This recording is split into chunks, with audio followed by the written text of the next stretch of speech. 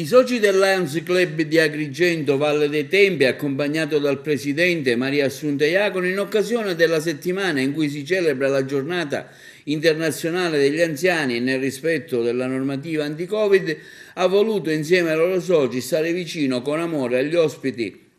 non più completamente autosufficienti della casa di riposo Maria Santissima Immacolata di Agrigento. Per l'occasione è stata offerta loro una cena, donando anche un momento musicale di intrattenimento, grazie anche alla collaborazione di alcuni componenti del gruppo agrigentino del Val d'Agragas.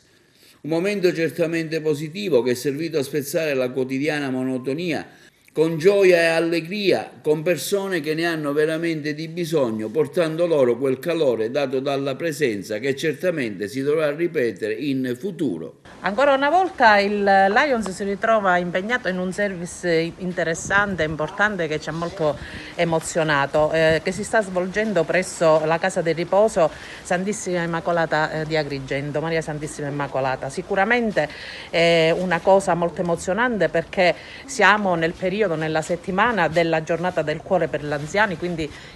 con amore ci siamo recati presso questo centro e abbiamo donato la cena, diciamo in generale, dei dolci, comunque quello che per noi conta in questo contesto è aver dato un attimo di gioia anche con, diciamo, il contributo musicale di un nostro gruppo folcloristico, la Val d'Agragas, che ha onorato noi ma che ha fatto gioire queste signore che si trovano ospiti presso questo centro, rendendoci orgogliosi del fatto che davvero anche un piccolo gesto può dare grandi soddisfazioni.